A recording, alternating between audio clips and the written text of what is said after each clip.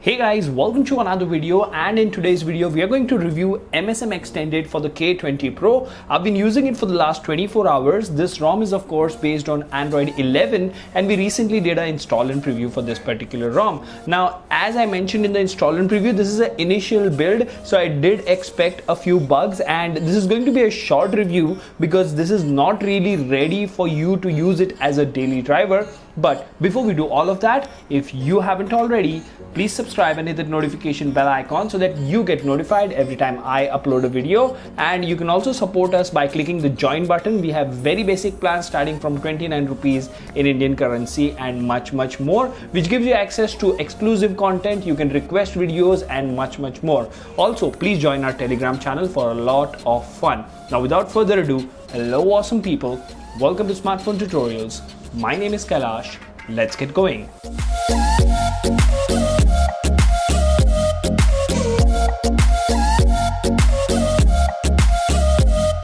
Alright, now when we talk about the review first, the first thing that we will notice here is that this is Android version 11 and the device of course is Raphael and the security patch is November. So this is a latest build that we are using, and I know you see this Black Panther wallpaper all the time, but yeah, there is a video coming about that what's on my phone requested by one of the platinum members issue, so thank you very much for that. Now, this is a very basic launcher. Apart from the system and build and security patch, when we talk about the launcher over here, if you go to home settings, you do see that you don't have a lot of customization when it comes to the launcher. So you do have notification dots, at a glance, swipe to access Google app and stuff like that. You can turn that on or off. And if we actually go to about, this just says Android version 11. So I'm guessing this is an AOSP launcher of some sort. At the same time, this ROM, if we have a look over here, it does come with the basic apps that are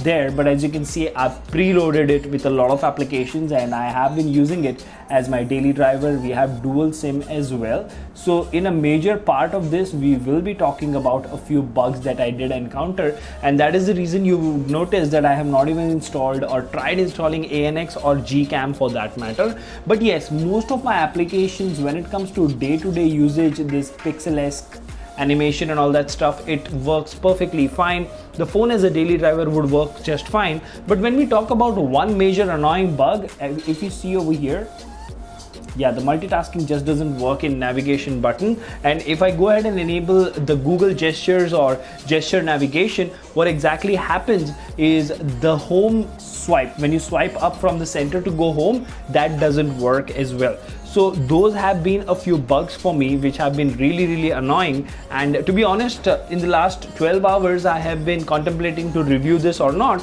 but then I said I have used it, so let me share the thoughts with you. So let's actually go to settings here, and as I mentioned, when it comes to the aesthetics of this particular ROM, I would tell you this is going in the right direction. You do have screen recording, immersive full DC dimming, and all the amazing options that you would expect out of a custom ROM for the K20 Pro or the Pocophone F1. And as you can see over here, the settings menu looks very colorful and joyful as well. If you talk about the battery life over here, we recently charged this phone a few hours ago. So yeah, I was not playing PUBG for a long time there. I just installed it and checked. I know it is banned in India, but don't worry. Anyways, so we did charge this phone 5 hours back, and we have lost quite a lot of battery. If I should tell you, last full charge was 5 hours back, and we've just had 1 hour and 7 minutes of screen on time. So we still have lost around 35 to 40% of battery, and this is the second charge cycle. So in my experience, when it comes to super stability and daily usage patterns, this particular ROM is going in the right direction. Now that is the key word over there. It is going in the right direction. It is not there yet, but I'm pretty sure these guys are doing a really good job and hard work, because if you go to extensions over here, this is what I like. This is what I have mentioned in all of my previous ROM reviews as well, that you can have all the customization in the world that you want, but if you don't put it across in a presentable way, not many people are going to use it. Matter of fact, if we go to theme room over here, you do see that it goes back to the normal settings menu sort of thing, but look at the amount of customization.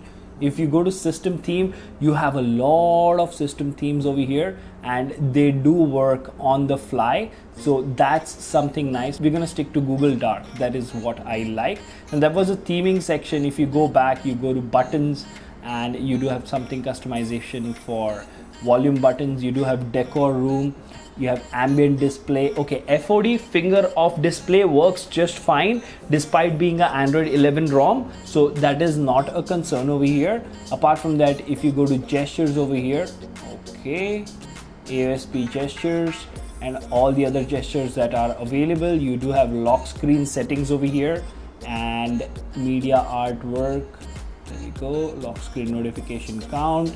So I've not enabled a lot of these features because, you know, when I review custom ROMs, what matters for me, what is a basic requirement is, can I recommend this to my subscribers as a daily driver or not? And as of now, I would request you to wait for a couple of builds. Yes, if you're adventurous and you just want to give it a try, you can definitely try this because this is not going to break your phone. But yeah, Wi-Fi calling is, you know, I've not seen it working. It might be working in the background.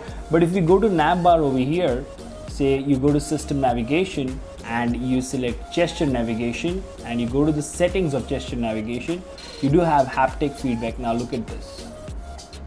So yeah, that's the issue that I have. It doesn't really work. And if you go to 3-finger navigation or 3-button navigation, that particular option of multitasking doesn't work as well. So yeah, you know, when it comes to customization, when it comes to smoothness, fluidity, this Android 11 ROM takes it home. It works perfectly fine.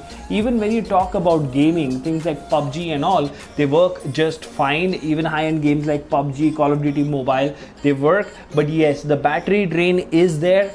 Fast charging is working for you. Both the cameras work just fine. I have not tried Gcam or ANX camera. Maybe I will be reviewing this ROM in the near future. But all in all, if we look at settings and a particular aspect of this particular ROM, I would say this is a great ROM. It goes in the right direction, but it is not there for prime time yet. We need to have 2 to 3 more builds.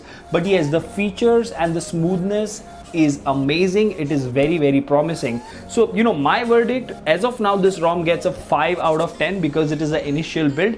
Hold on to it. Till then, try some other ROMs. There are going to be videos coming up every single day for K20 Pro and Pocophone F1. So you will have an ample of choice, and that's the best part about smartphone tutorials, right?